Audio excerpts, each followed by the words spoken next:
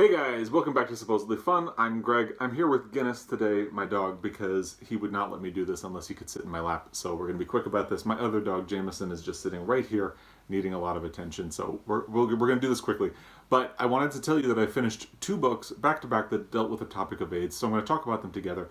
And I want to talk about the one that I really liked first. I thought about it for about 2 or 3 days after I finished reading it. And I've decided that I'm going to add it to my list of favorite books of all time on Goodreads. It is The Gift of the Body by Rebecca Brown.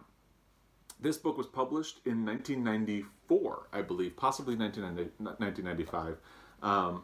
But so it was published at a time when an AIDS diagnosis was a death sentence. It was published in 1995. And it's about a home care worker. And I've seen it described as a novel, but the truth is it's actually functions like a series of interlocked stories. Each one is about the home care worker dealing with a patient. It begins in a way that feels very impersonal. You don't find out pretty much anything about the home care worker. You don't even get a gender for the home care worker until about halfway through.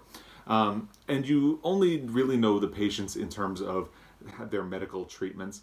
You don't really know much about their lives. Little details, certainly more than the home care worker, but not a whole lot. So the book feels oddly impersonal in the beginning, which had me thinking I was not going to like it.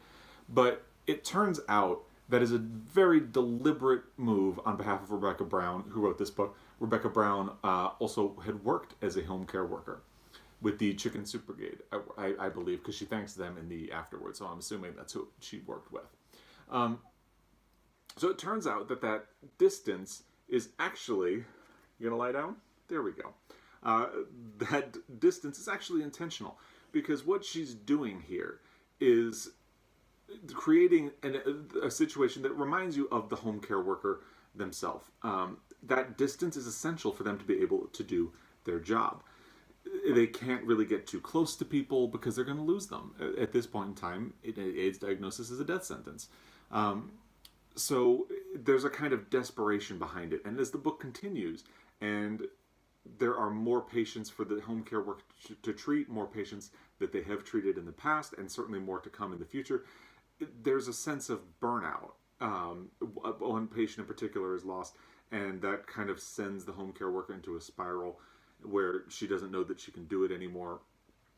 And the book really just comes to vibrant life, and you realize what Rebecca Brown was doing in the earlier part of the book. It is a wonderful book, very important, because we have to remember that AIDS is still a problem in the world, and it's a very humane book about how to treat the dying, but also how to take care of yourself. Another thing that I really appreciate about The Gifts of the Body is that Rebecca Brown goes out of her way not to treat AIDS as if it is something that only afflicts gay men. She has a patient who is a grandmother. There is another patient who is a mother. And that really takes the epidemic away from being something that only affects a unique portion of the population. It's something that we all need to worry about. We all need to take care of. And I can't recommend this book enough. I ordered it through my local bookstore. So it's not like something that you are likely to find on shelves, but it is capable of being ordered, at least at this time. I got it in about 2.5 or 3 weeks. So it took a little bit longer, but I definitely recommend it. It's The Gifts of the Body by Rebecca Brown. The other one, I listened to an audiobook of There Is No Me Without You by Melissa Fay Green. This is the story of a woman named Haragwan Tefera. She lives in Ethiopia, or lived in Ethiopia. This book was published in 2006, and I looked online and I found out that Haragwan Tefera did die in 2009. But this is her story. She was a widow in Ethiopia, and one of her daughters died of AIDS. And while she was grieving, a missionary group came to her and asked her to take in an orphan who had been, both parents had died of AIDS. And she took this child in, a teenage girl, thinking that it would be an opportunity to become a parent again and help her get over her grief, and maybe even do right by someone who had been affected by AIDS, as she had. And unbeknownst to her, this is an event that completely changes her life. Shortly afterward, she is asked to bring in a teenage boy, and shortly after that, she is asked to bring in twin girls who are children, and it just keeps growing and growing. I believe at one point she has more than 80 children in her care. She had to move and rent a separate house so she could keep the children separate. Some of the children test positive for AIDS. Some of them do not. One of the interesting things about this book is that, like I said, it was published in 2006. Most of the action takes place from about 2000 through 2006. And you can see how aid and medicine in Africa is way behind where we were in the United States. Africa at this point is essentially where we are in the Gifts of the Body, except that at least in the Gifts of the Body, there's palliative care and long-term medicines that will help prolong your life are starting to happen. They just haven't really become widely available, and that is the case in Africa.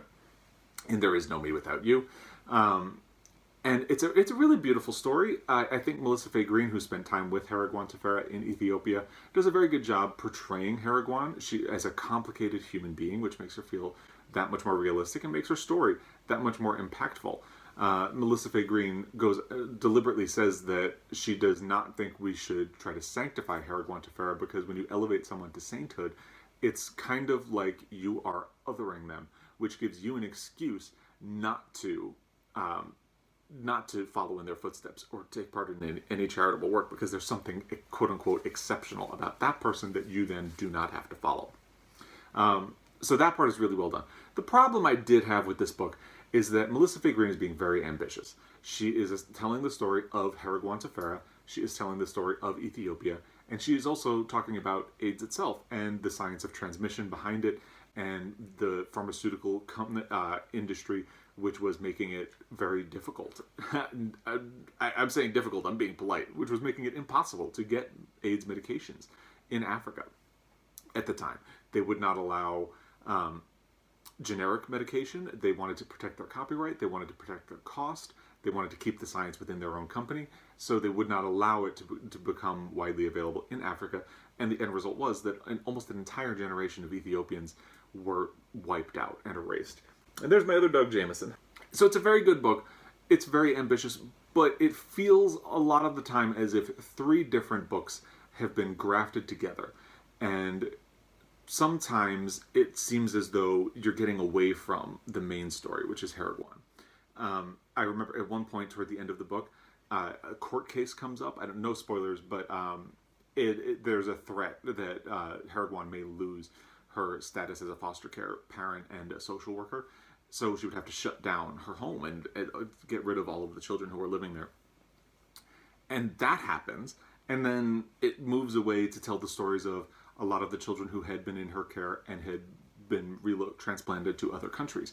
And those stories are interesting. Don't get me wrong. They're very interesting.